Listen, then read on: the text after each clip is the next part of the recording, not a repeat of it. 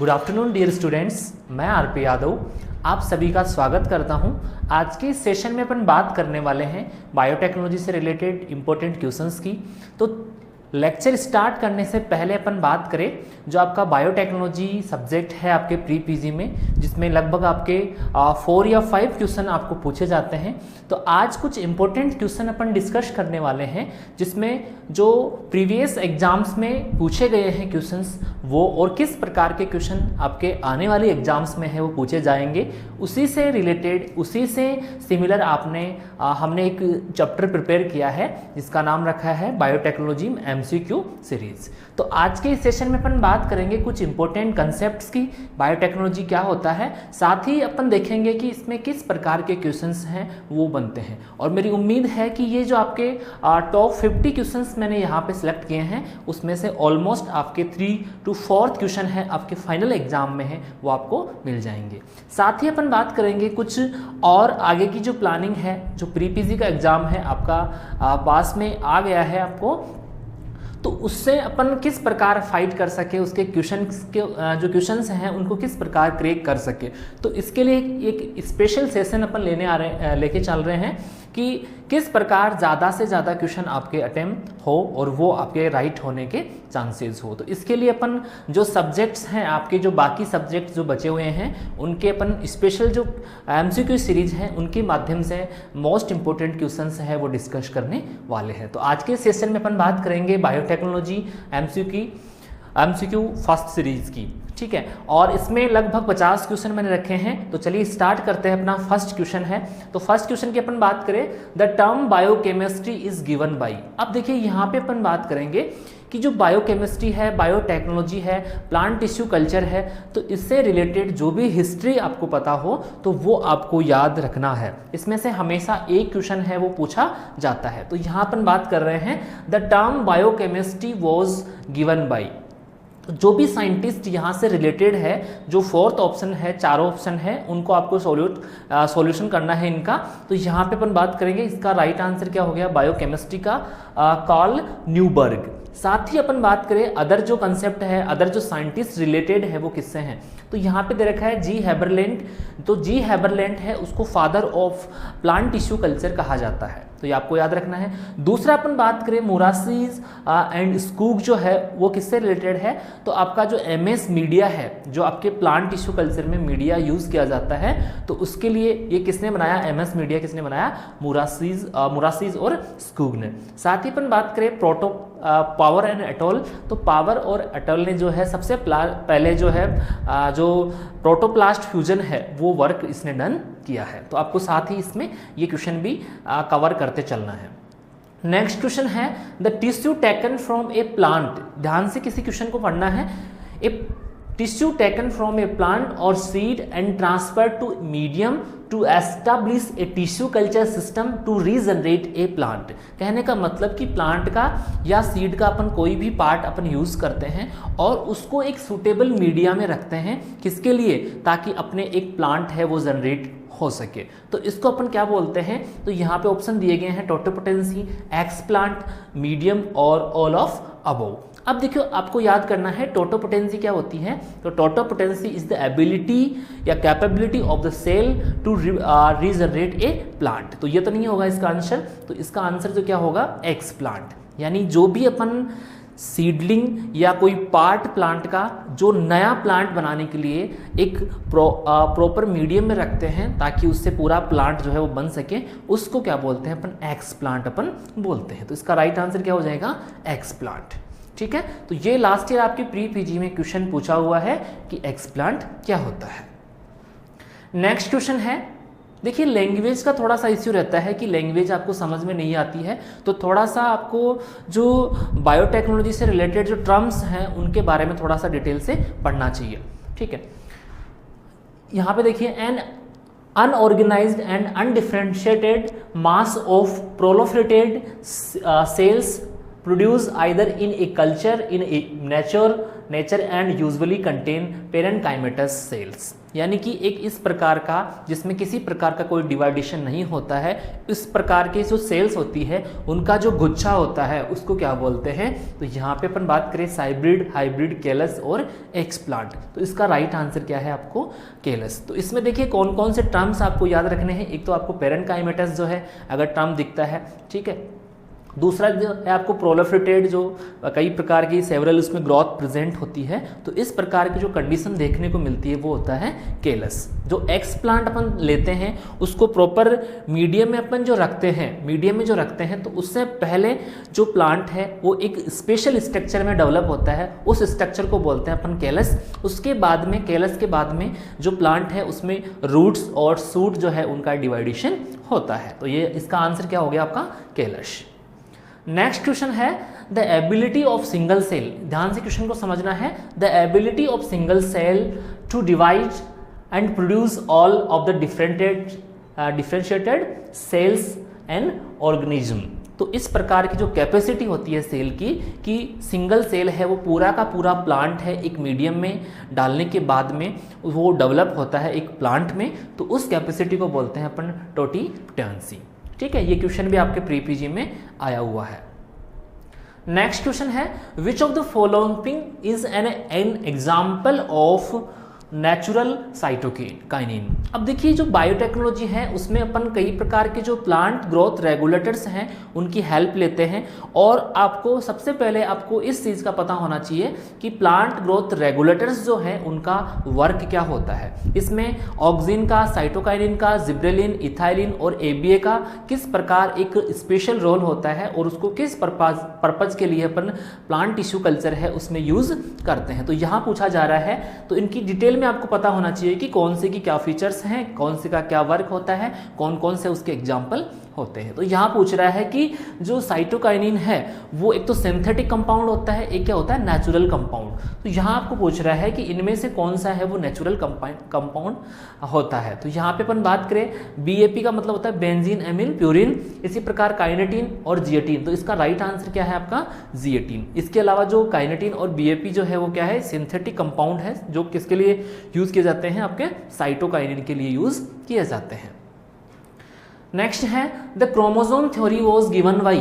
अब देखिए क्रोमोसोम जो है उससे रिलेटेड आपको चीज़ें याद रखनी है। सबसे पहले अपन बात करें डिस्कवरी ऑफ क्रोमोसोम, तो डिस्कवरी किसने की थी? स्टार्सबर्गर ने। नेम की अगर अपन बात करें तो जो क्रोमोसोम नेम है वो किसने दिया? डब्ल्यू वाल्डेर ने। और साथ ही अपन यहाँ पे बात करेंगे जो क्रोमोसोम थ्योरी थी, क्रोमोसोम गुणसूत्र सिद्धांत जो था उसका जो वर्क था उस पर वर्क जो किसने किया? Sutton and Bavery. तो आपको याद रखना है कि सबसे पहले है डिस्कवरी जो है वो की वो स्टार्सबर्गर ने की।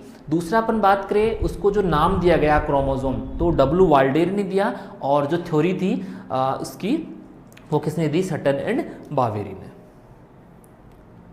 नेक्स्ट क्वेश्चन है during replication synthesis of new DNA standard occurs always.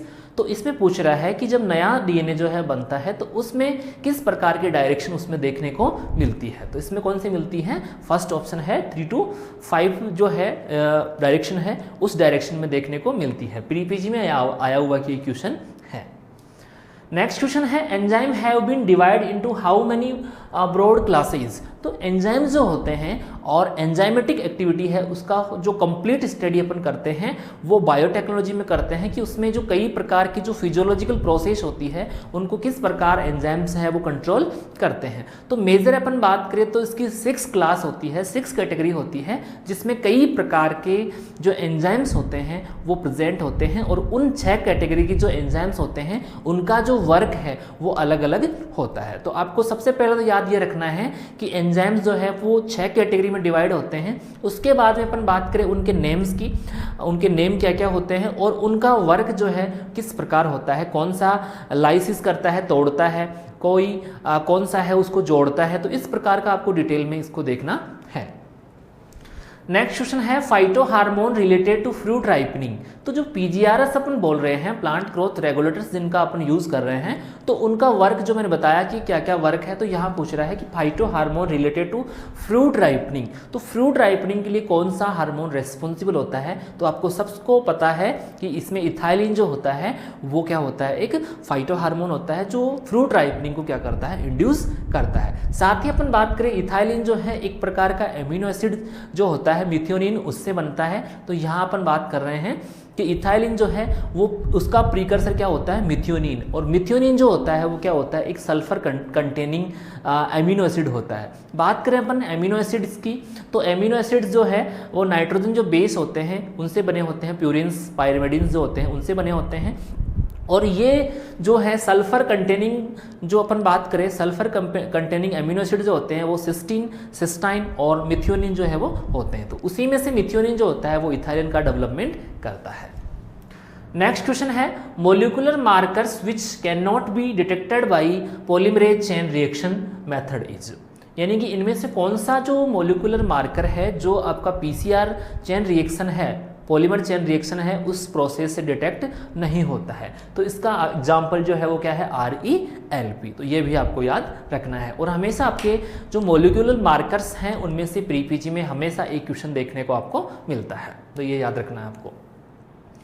Next question है न्यूक्लियोसाइड कंसिस्ट ऑफ। अब देखिए दो टर्म्स होते हैं, न्यूक्लियोटाइड और न्यूक्लियोसाइड, जिसमें अपन बात करेंगे कि क्या क्या कंपोनेंट होते हैं, क्या क्या उसमें कंपोजिशन होता है। तो यहाँ अपन बात कर रहे हैं न्यूक्लियोसाइड। तो न्यूक्लियोसाइड है उसमें प्रेजेंट होते हैं नाइट्रोजन जो बेस होते हैं, शुगर होते हैं वो, तो इन दोनों को मिला के क्या बोलते हैं, न्यूक्लियोसाइड। और जब बेस नाइट्रोजन बेस, शुगर और फॉस्फेटिक ग्रुप होता है उसको बोलते हैं न्यूक्लियोटाइड। ठीक है, तो जिसमें फॉस्फेटिक ग्रुप जो है वो एब्सेंट होता है उसको अपन क्या बोल रहे हैं, न्यूक्लियोसाइड। ठीक है, तो ये आपको याद रखना है। नेक्स्ट क्वेश्चन है विच of the following is an essential amino acid. अब देखिए एसेंशियल एमिनो एसिड जो है उसकी अपन बात करें तो इसका जो ये पूछ रहा है कि इनमें से कौन सा एसेंशियल एमिनो एसिड नहीं है। तो यहाँ पे अपन बात करें लाइसिन है, वेनिन है, हिस्टिडीन है, ये क्या है, सारे एसेंशियल है। और इसमें बात करें अपन ग्लाइसिन, तो ग्लाइसिन क्या है, एक एसेंशियल एमिनो एसिड नहीं है। नेक्स्ट क्वेश्चन बात करें अपन which of the following is an unsaturated fatty acid.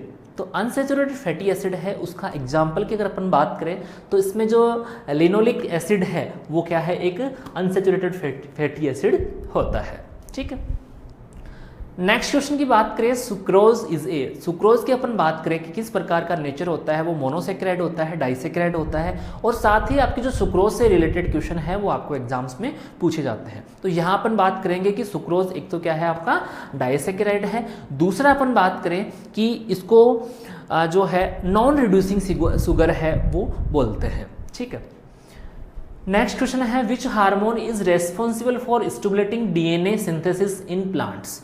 जो डीएनए सिंथेसिस होता है उसको स्टिमुलेट करने वाला पीजीआरएस या पीजीआर कौन सा होता है। तो यहाँ पर बात करें इसका राइट आंसर क्या होगा आपका, ऑक्सिन। तो ऑक्सिन है वो जो डीएनए सिंथेसिस है उसको प्रमोट करता है। नेक्स्ट क्वेश्चन है ए हाइब्रिड। अब देखिए यहाँ पे अपन बात करेंगे कि हाइब्रिड की बात करें तो उसमें क्या होता है कि मेल और जो फीमेल होते हैं वो गैमेट्स मिलके जो प्रोजेनी बनाते हैं या जो सीड होता है उसको क्या बोलते हैं अपन, हाइब्रिड बोलते हैं। और यहाँ पर बात कर रहे हैं साइब्रिड। तो यहाँ पे जो हाइब्रिड है वो क्या होता है, a hybrid form from cell fusion, यानी कि जो टू सेल्स होती है जिसमें एक का क्या होता है न्यूक्लियस होता है, और प्रोटोप्लाज्म की बात करें तो उसमें दो सेल्स का जो है प्रोटोप्लाज्म होता है, उसको क्या बोलते हैं अपन, हाइब्रिड। तो ये आपको याद रखना है। नेक्स्ट क्वेश्चन है the most abundant protein present in world. विश्व में पाई जाने वाली सबसे ज़्यादा जो प्रोटीन है वो रूबिस्को एंजाइम्स होता है। ठीक है, तो आप यहाँ के इसका जो आंसर है वो कौन सा है, रूबिस्को।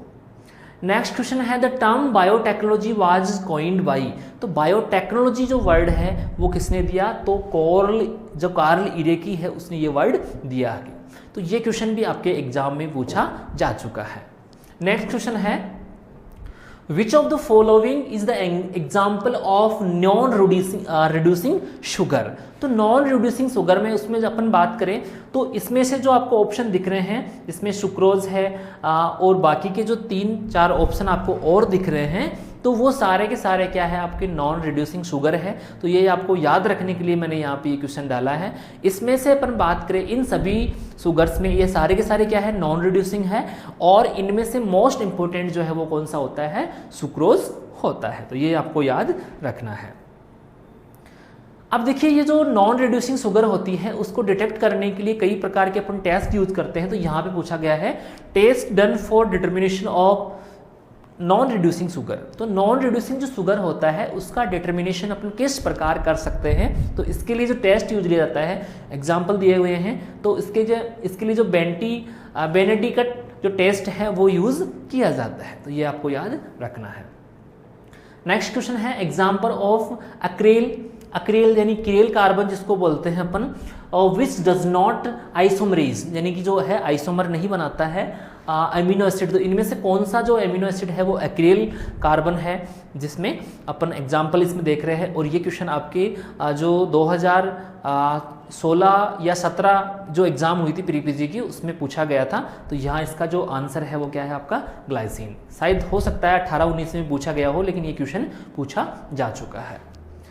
अब देखिए कुछ चीज़ें हैं वो आपको समझनी है, हर चीज़ आपको समझना है। यहाँ पे द नंबर ऑफ मिलीग्राम यानी कि मिलीग्राम में number of KOH required to saponify 1 gram fat और ऑयल। यानी कि अपन बात कर रहे हैं यहाँ पे KO जो होता है पोटेशियम आयोडाइड जो होता है, ठीक है, हाइड्रोक्साइड जो होता है पोटेशियम हाइड्रोक्साइड जो होता है उसके कितने ग्राम्स कितने मिलीग्राम्स जो रिक्वायर होते हैं किस लिए 1 ग्राम जो फैट और जो ऑयल होता है उसको सैफोनाफाई करने के लिए सफिशिएंट होते हैं उसको क्या बोलते हैं। तो इसमें क्या बोलते हैं उसको सैफोनिफिकेशन नंबर। तो जो अपन तेल जो वगैरह होता है ऑयल जो वगैरह और जो घी होता है उसका जो सैफोनिफाई नंबर है वो अपन किससे टेस्ट करते हैं KOH से लेते हैं कि कितने सैफोनिफाई नंबर उसके होते हैं। नेक्स्ट है number of milligram of KOH require neutralize the free fatty acid present in 1 gram fat. तो ये जो दूसरी चीज़ है और पहली चीज़ है इसको भी याद रखना है। तो यहाँ पर बात कर रहे हैं कि KOH जो रिक्वायर होता है किस लिए, एक तो सैपोनिफाई करने के लिए, दूसरा यहाँ पर बात कर रहे हैं neutralize the free fatty acid on present in 1 gram fat. तो उसको क्या बोलते हैं अपन एसिड वैल्यू।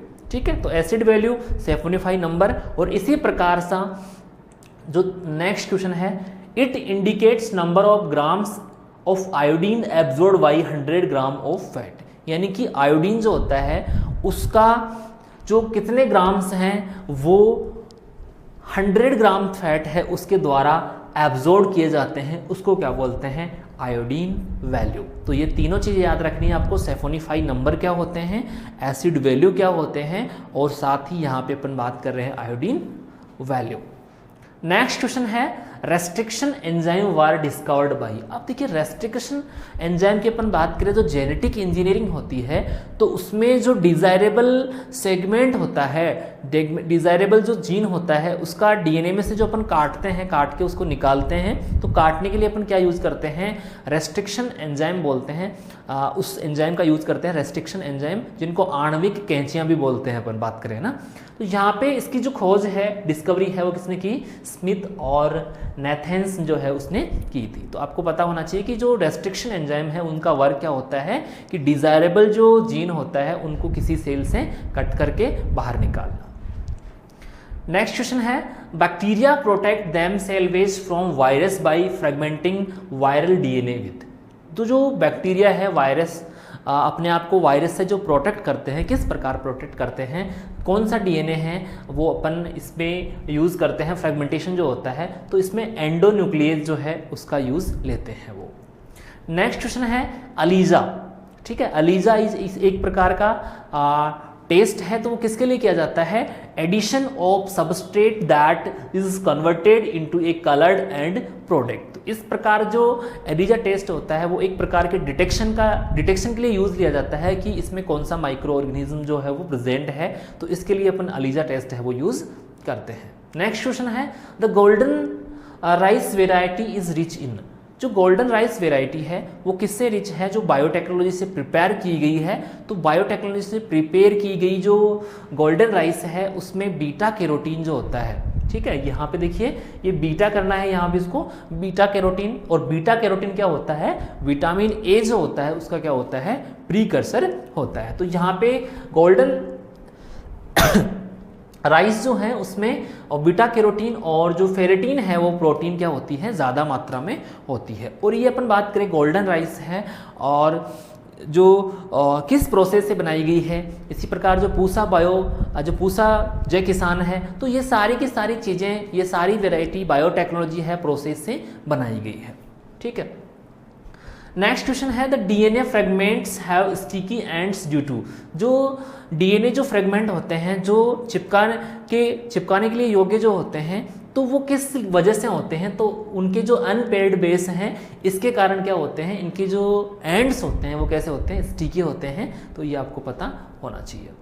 अब देखिए किसी भी डिज़ायरेबल जो जीन होता है उसको किसी सेल में इंसर्ट करने के लिए अपन एक कैरियर का यूज़ करते हैं जो प्लाज्मिड कहलाते हैं। और प्लाज्मिड क्या होते हैं, जो बैक्टीरिया होते हैं उनमें एक्स्ट्रा डीएनए सेट्स होते हैं, तो इनका यूज़ काफ़ी मात्रा में जो है वो यूज़ लिया जाता है आपके बायोटेक्नोलॉजी में। तो जनरली अपन बात करें टीआई और आरआई जो प्लाज्मिड है या इकोलाई जो है ये यूज़ लिए जाते हैं। तो यहाँ पे अपन बात कर रहे हैं plasmid are used as cloning vectors for which of the following reason, यानी कि इनका किस वजह से क्लोनिंग वेक्टर के लिए यूज लिए जाते हैं, ठीक है।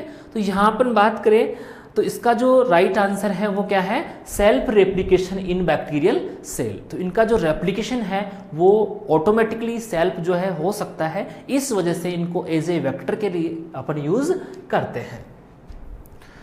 नेक्स्ट क्वेश्चन है the vaccine prepared through recombinant DNA technology. तो यहाँ इसकी बात कर रहे हैं अपन कि कौन सी वैक्सीन है जो डीएनए रिकॉम्बिनेशन होता है उस टेक्नोलॉजी से प्रिपेयर्ड की गई है। तो यहाँ पे अपन बात कर रहे हैं कि जो थर्ड जनरेशन की जो वैक्सीन होती है, वैक्सीन की अपन बात करें अलग अलग जनरेशन होती है, तो उसमें जो थर्ड जनरेशन की जो वैक्सीन है वो डीएनए रिकॉम्बिनेशन टेक्नोलॉजी है उससे प्रिपेयर की गई है। नेक्स्ट क्वेश्चन है which is a genetically modified crops. अब देखिए यहाँ पे अपन बात करें कि जेनेटिकली मॉडिफाइड क्रॉप्स क्या होती है, तो जो प्लांट होते हैं उन प्लांट हो चाहे एनिमल्स हो तो उनका जेनेटिक मटेरियल जो होता है उसमें जो जीन्स वगैरह होते हैं तो उनको अपन किस प्रकार जो है वो चेंज कर सकते हैं, इंटरचेंज करके जो डिज़ायरेबल करेक्टरिस्टिक वाला जीन होता है वो इंसर्ट करके जो ऑर्गेनिज्म प्रोड्यूस किए जाते हैं उनको बोलते हैं जेनेटिक मॉडिफाइड। यानी कि जो जेनेटिक मटेरियल है उसका जो मेकअप है उसको अगर अपन चेंज करते हैं किस प्रोसेस से, बायोटेक्नोलॉजी के थ्रू, तो जो जीन ये जो ऑर्गेनिज्म प्रोड्यूस होगा वो क्या होगा, जेनेटिक मॉडिफाइड ऑर्गेनिज्म। तो इस प्रकार से कुछ क्रॉप्स हैं उनके जेनेटिक मटेरियल को डिस्टर्ब किया गया है, चेंज किया गया है ताकि डिज़ायरेबल करेक्टरिस्टिक है वो अचीव कर सके।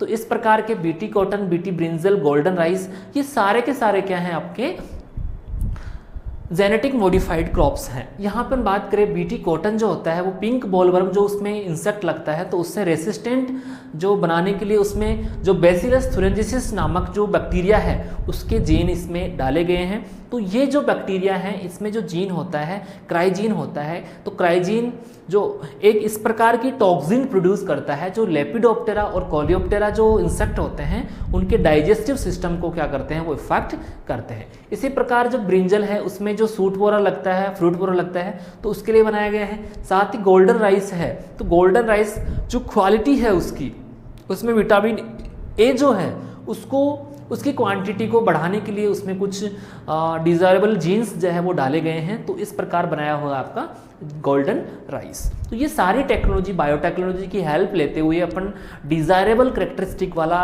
ऑर्गेनिज्म जो है वो बना सकते हैं। नेक्स्ट क्वेश्चन है PCR technique was invented by, तो यहाँ पर अपन बात कर रहे हैं कि पॉलीमर चेन रिएक्शन है जो डीएनए की कॉपीज करने के लिए आपको यूज़ होती है। तो उसका जो डिस्कवरी है ये किसने तैयार की, तो गैरी मूलिस है उस साइंटिस्ट ने उसको डेवलप किया। नेक्स्ट क्वेश्चन है the first transgenic plant to be produced in, अब यहाँ पे अपन बात कर रहे हैं, सबसे पहले अपन बात करें कि ट्रांसजेनिक प्लांट्स जो होते हैं, तो सबसे पहले जो ट्रांसजेनिक प्लांट जो है वो प्रिपेयर किया गया वो कौन सा था आपका, टोबैको। जो फ्रेले ने है, फ्रेले नामक एक साइंटिस्ट ने प्रिपेयर किया यूएसए में। और सबसे पहले अपन बात करें इंडिया में जो अप्रूवल जो मिला लगभग 2002 में, जो बीटी कॉटन है उसको फर्स्ट अप्रूवल मिला है as a genetic modified organism. इसके अलावा भी जेनेटिक मॉडिफाइड क्रॉप्स हैं जिसमें सोयाबीन है, ब्रिंजल है, ठीक है, ये प्रिपेयर किए जा रहे हैं। नेक्स्ट क्वेश्चन है, enzyme was discovered by. Enzyme जो होते हैं वो क्या होते हैं, एक प्रकार के कैटलिस्ट होते हैं जो किसी भी रिएक्शन को जो है कम या ज़्यादा उसकी रेट जो है उसको डेवलप करते हैं, उसको कंडक्ट करते हैं। तो यहाँ पे अपन बात करें, जो बचनर जो नामक साइंटिस्ट था उसने सबसे पहले जो है एंजाइम है उसकी डिस्कवरी की। नेक्स्ट क्वेश्चन है, आरएनए इंटरफेस हेल्प इन। तो जो आरएनए का इंटरफेरेंस होता है वो सेल जो डिफेंस होता है उसमें हेल्प करता है, यानी सेल को क्या करता है, एक प्रोटेक्शन प्रोवाइड करता है। नेक्स्ट क्वेश्चन है, विच of the following is the quality of improve transgenic basmati rice. तो जो ट्रांसजेनिक बासमती राइस हैं वो किस प्रकार जो है क्वालिटेड है, उसमें क्या ऐसी विशेषता होती है। तो यहाँ पर बात करें, gives high yield and rich in vitamin A. तो जो विटामिन ए है उससे रिच होता है। साथ ही उसकी बात करें अपन क्वांटिटी की और उसकी यील्ड की, तो वो भी क्या होती है, बासमती राइस की ज़्यादा होती है। आगे हैं, accession and insertion of gene is called.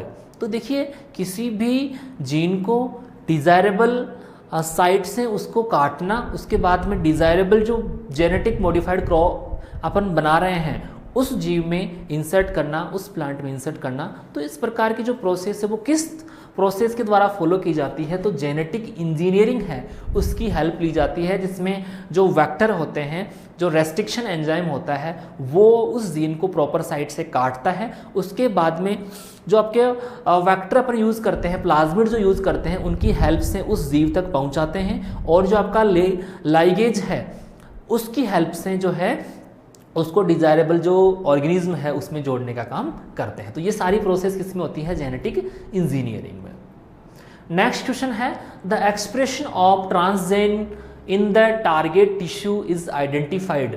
तो इसके जो आइडेंटिफिकेशन का काम करते हैं, जिसमें अपन टारगेटेड जो जीन होते हैं उनको टारगेट करने के लिए क्या यूज़ करते हैं, तो इसको बोलते हैं रिपोर्टर। ठीक है। नेक्स्ट क्वेश्चन है, is a used as a vector for cloning into higher organism. जो हायर प्लांट होते हैं उनमें जो वेक्टर के लिए अपन यूज़ करते हैं, तो यहाँ पे अपन बात कर रहे हैं जो रेट्रोवायरस है उसका यूज़ करते हैं एज ए वेक्टर, तो किसी भी डिज़ायरेबल जो जीन है उसको ट्रांसफ़र करने के लिए।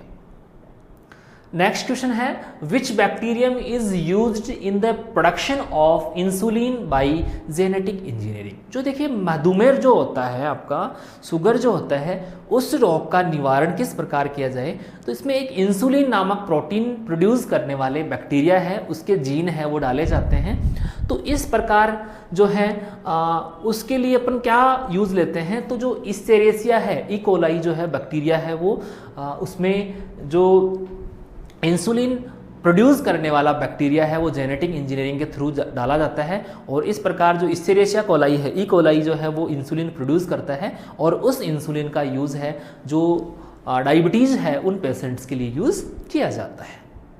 नेक्स्ट क्वेश्चन है, राइबोजाइम एंजाइम मेड फ्रॉम।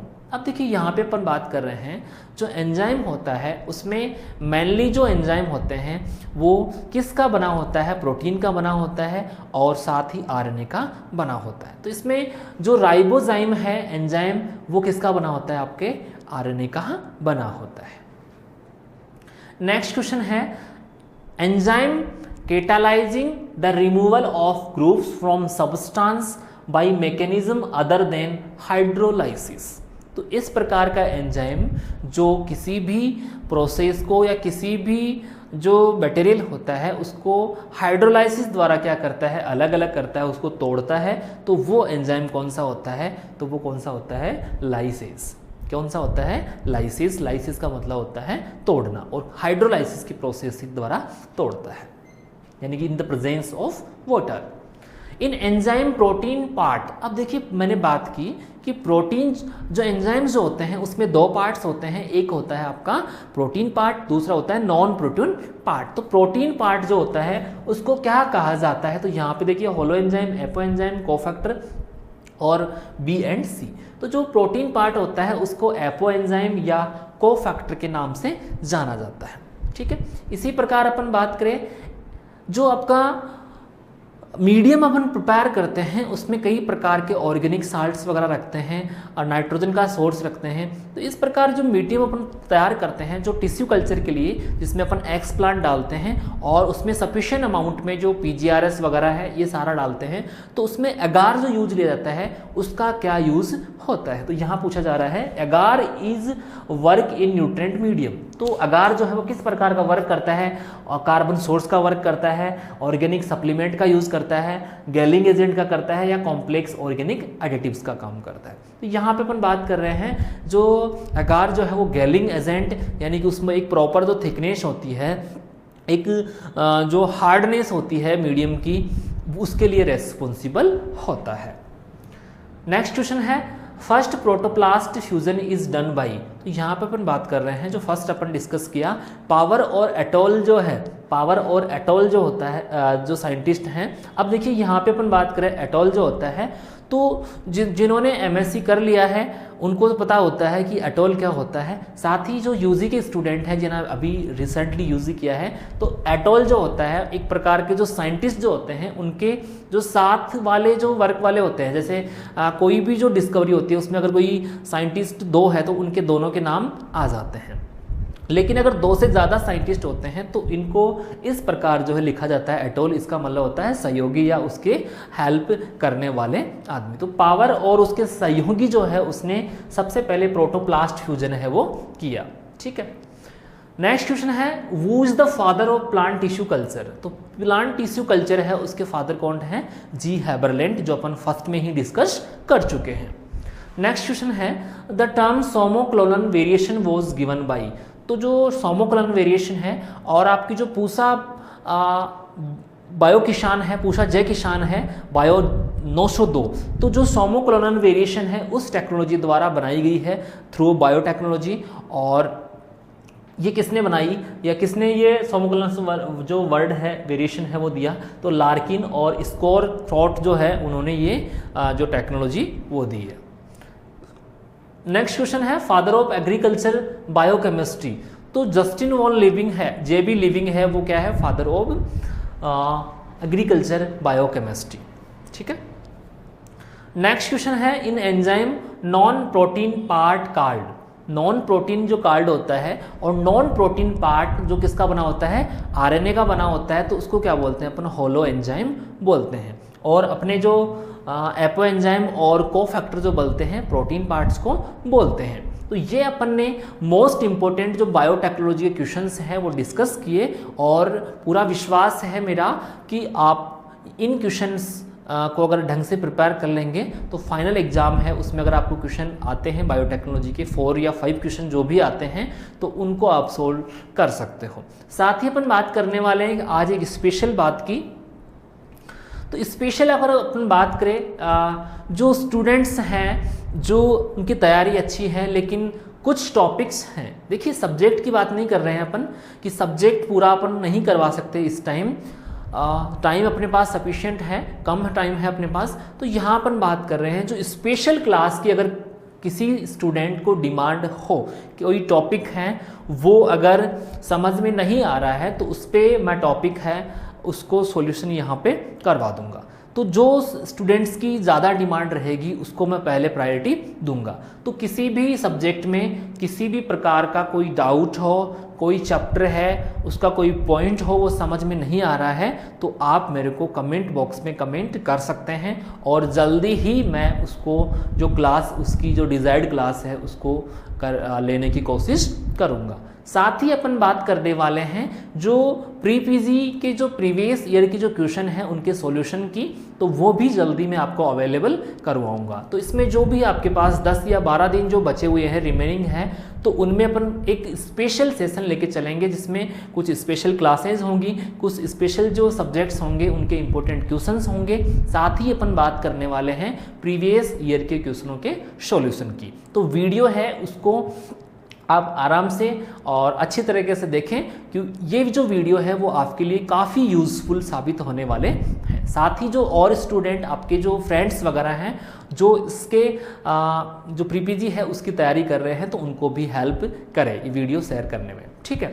तो ये चीज़ें अपन यहाँ जो आपके रिमेनिंग 10-12 डेज जो हैं उनमें करने वाले हैं। साथ ही जिन स्टूडेंट्स ने जो टेस्ट सीरीज है वो ज्वाइन नहीं किया है, तो उनके लिए एक स्पेशल इन्फॉर्मेशन है कि जो फ्री टेस्ट है उसमें अगर अच्छे मार्क्स वो स्टूडेंट्स लाते हैं तो मैं उनको जो टेस्ट सीरीज है उसमें जो डिस्काउंट है वो करने की कोशिश करूंगा। तो जो भी स्टूडेंट्स हैं प्री पीजी की तैयारी कर रहे हैं वो अपने टेस्ट सीरीज है उसको अचीव करने के लिए, उसको डिस्काउंट में अचीव करने के लिए जो फ्री टेस्ट दिया गया है उसमें ज़्यादा से ज़्यादा मार्क्स लाने की कोशिश करें, ठीक है। और अपनी जो तैयारी है उसका सही दिशा में और सही तरीके से मूल्यांकन करें। जो टेस्ट सीरीज है उसमें 12 टेस्ट सीरीज 12 जो है वो टेस्ट पेपर हैं, साथ ही फॉरेस्ट्री जो है उसके कंप्लीट लेक्चर नोट्स और वीडियो अवेलेबल है। तो अब डिपेंड आप पे करता है कि आपको किस प्रकार उसको अचीव करना है। तो वीडियो को ज़्यादा से ज़्यादा देखें